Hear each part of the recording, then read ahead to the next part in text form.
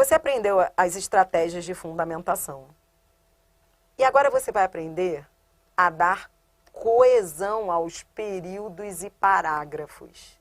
O que quer dizer coesão? Conceito básico de coesão aqui.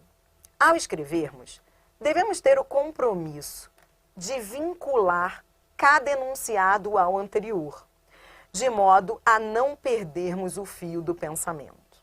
Ao assumirmos esta tarefa, estamos nos preocupando com a coesão textual, cuja função é a superfície do texto. Então, o que é coesão? A coesão trata da superfície do texto. Isso é o mais importante. É a coesão que vai tratar dos elementos que ligam os trechos do seu texto. Por isso, superfície. Coesão é conector. Pronome, conjunção e expressão coesiva. Isso é coesão. Coerência não. Coerência é lógica. Quando a gente fala em coesão e coesão é superfície, é palavra que liga, é conector. Coerência é lógica, está ligada às ideias do texto. Tudo bem? O que você vai estudar comigo agora é coesão que vai produzir coerência. Você vai aprender os elementos coesivos. Então, eu vou começar mostrando em geral e depois eu vou levar você para os caveirões, que são as estruturas prontas. Mas primeiro, você tem que conhecer esses elementos coesivos. Elementos que demonstram o que você está fazendo ali naquele período daquele parágrafo. Entenda. Realce, relevância. Adriana, o que é isso, minha filha? Eu vou usar isso para quê? Você vai usar essas expressões de realce e relevância toda vez que você... Ó, eu vou te mostrar o lado prático, eu não estou aqui para teorizar, como eu sempre fiz aqui no curso. Não é teoria solta, é teoria mão na massa, ó. Isso aqui você vai usar sempre que você quiser introduzir, por exemplo, a tese e o tópico frasal argumentativo. Quando você apresenta a tese ou o tópico frasal num texto argumentativo, você tem que opinar, não tem? Ou seja, a tese, ela é argumentativa, porque é o seu ponto de vista. O tópico frasal também é argumentativo, porque é o seu ponto de vista. Toda vez que você estiver ali escrevendo e falar assim, putz, eu quero mostrar que isso é o meu ponto de vista, eu quero usar alguma expressão que indique isso, isso é o que a gente chama de expressões de realce e relevância. Então você pode usá-las, elas ajudam muito a dar relevo, dar importância ao seu ponto de vista. Vale lembrar que, de modo geral, é inegável, é certo, sem dúvida, com toda certeza, por certo, certamente. Então, não quer dizer que elas só vão ser usadas na tese ou no tópico frasal, mas elas ajudam muito nesses dois momentos da redação. E elas podem ser usadas a qualquer momento que você for trazer a sua opinião, porque elas dão relevância, elas realçam a sua opinião. Então, eu trouxe aqui exemplos de trechos retirados aí da vida. Ó, nesse texto aqui, repare que o certamente veicula a opinião do autor. Ó, ele começa o parágrafo dizendo, não é dizer, ele diz assim, ó, não é dizer que não haja aqui e ali previsões não cumpridas ou expectativas não correspondidas. Certamente se esperava o Flamengo degraus acima na classificação. Essas expressões, elas vêm muito no início do período e elas trazem a opinião do autor.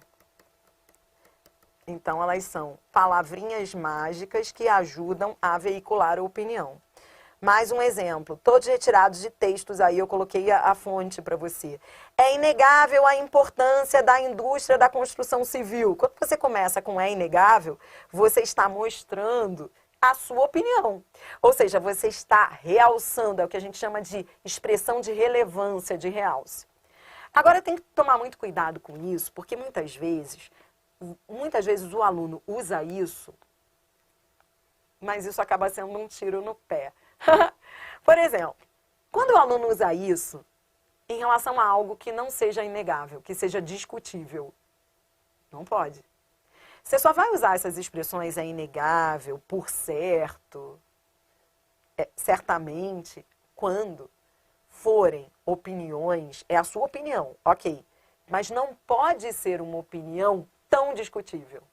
Se for algo, se for uma opinião que você perceba que possa ser facilmente discutida pelo seu examinador, ou seja, o corretor vai falar assim, não, eu não acho que seja inegável, não. Não, eu discordo. Se for uma opinião que suscite discordância, facilmente, evite. Olá, vou interromper aqui este vídeo e te fazer um pedido muito especial. Não deixe de se inscrever no meu canal.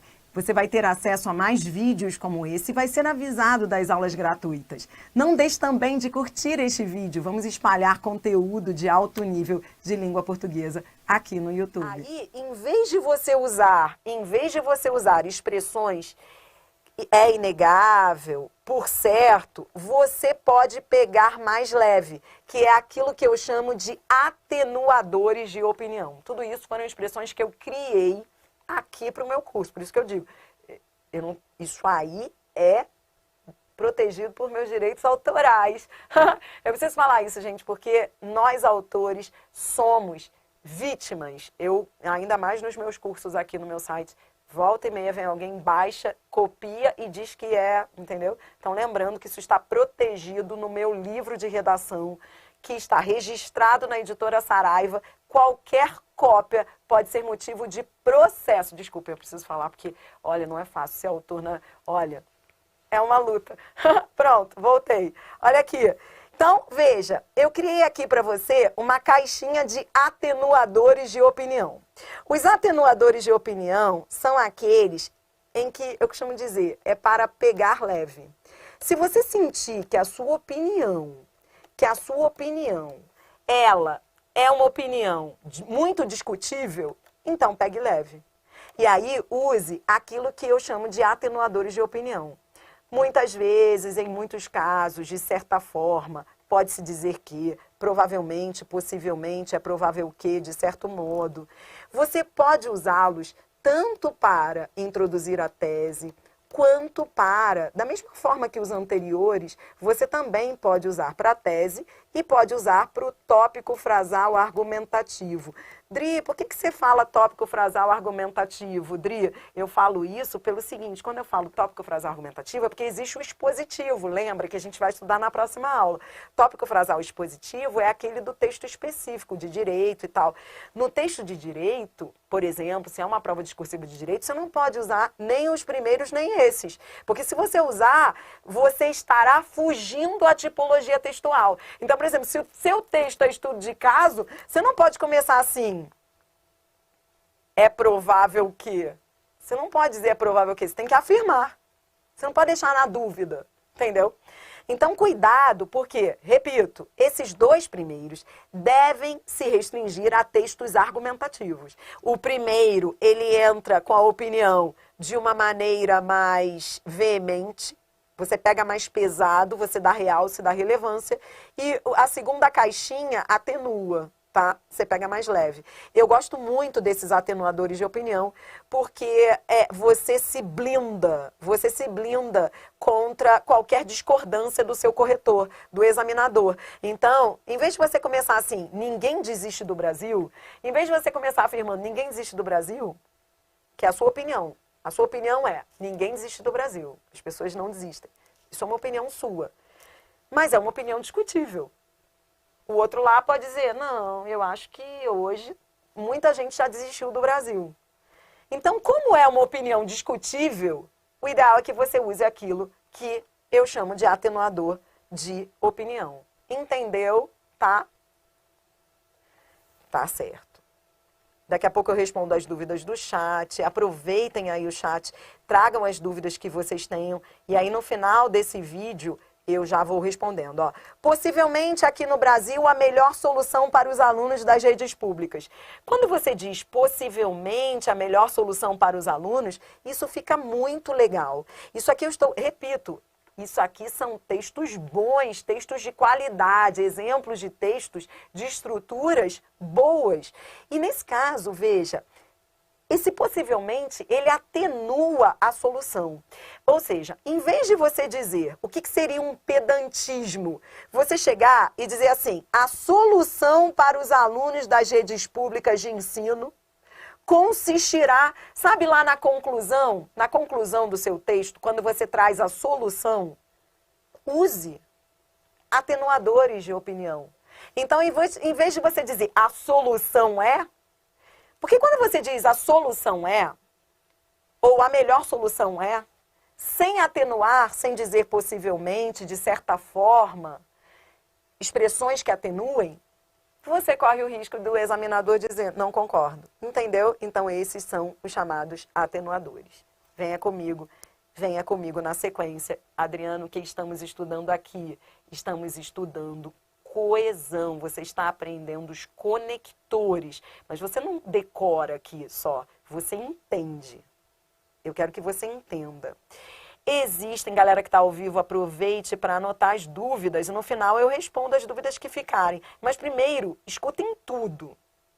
Vai ajudar bastante, tá? Ó, enumeração. Existem aqueles conectores de enumeração ou prioridade. São aqueles que aparecem muito no primeiro parágrafo de desenvolvimento.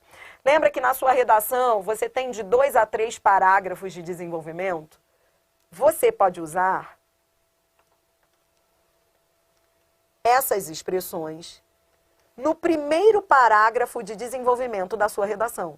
Então, você começa com em primeiro plano, em primeiro lugar, em primeiro momento, a princípio, cuidado, é a princípio, não é em princípio, tá? É o a princípio que indica enumeração. Em princípio quer dizer em tese, teoricamente, não é em princípio, é a princípio. A princípio, antes de tudo, desde logo. Então, essas expressões, repito, elas são muito úteis no primeiro parágrafo, não é a introdução do texto, não, hein? Eu estou falando que elas são úteis no primeiro parágrafo de desenvolvimento. Então, elas são ótimas porque elas demonstram ao examinador que você está começando o texto ali, o seu desenvolvimento.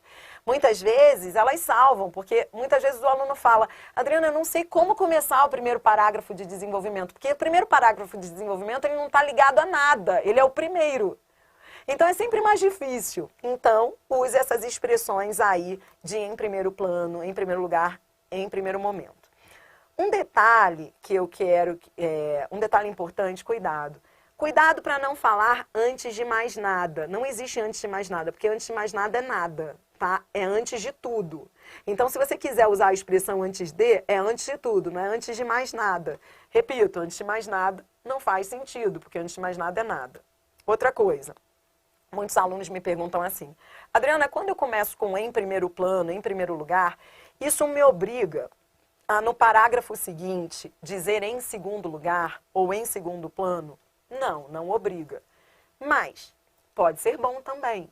Então, veja, uma boa dica para não ficar tão marcado o texto é você usar em primeiro plano, no primeiro parágrafo de desenvolvimento, e aí quando você chegar ao segundo parágrafo de desenvolvimento, você usar em segundo lugar, em vez de repetir a palavra plano.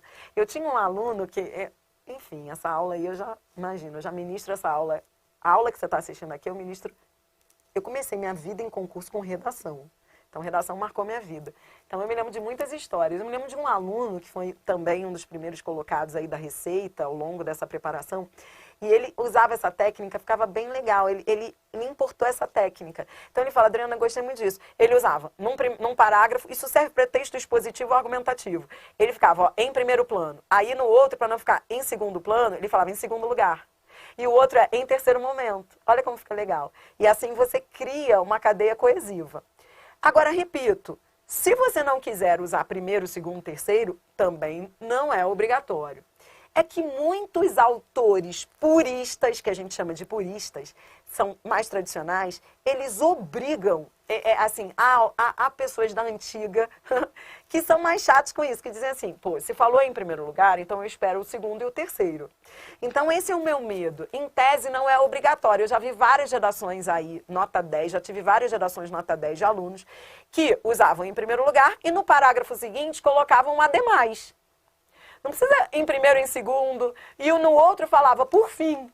Então, não necessariamente tem que ser primeiro, segundo, terceiro. Porém, a gente tem que sempre lembrar, eu sempre falo isso aqui, são pessoas que corrigem a sua redação, não são máquinas. Então, tome cuidado para não ferir o examinador. Pode ser que você pegue uma pessoa mais chatinha que diga assim, se você usou em primeiro plano, eu quero no parágrafo seguinte em segundo. E aí, se for o caso, para se blindar, aí você pode fazer desse jeito como eu te ensinei, tá bom? Então, esses são os elementos de enumeração. Então, aqui eu coloquei para você, ó, uma outra forma é deslocar. Em vez de você começar com primeiramente, isso aqui fica muito chique, ó. Deslocar. Isso aqui é um outro exemplo de conector, de prioridade, e ele vem deslocado. Olha aqui, fica muito chique um conector deslocado. Um conector ali, em vez de você começar primeiramente, deve-se destacar, você coloca, deve-se destacar, vírgula, primeiramente. Isso demonstra ao examinador, isso é total domínio. É muita segurança que você demonstra para o examinador. Deslocar o conectivo, fica muito legal.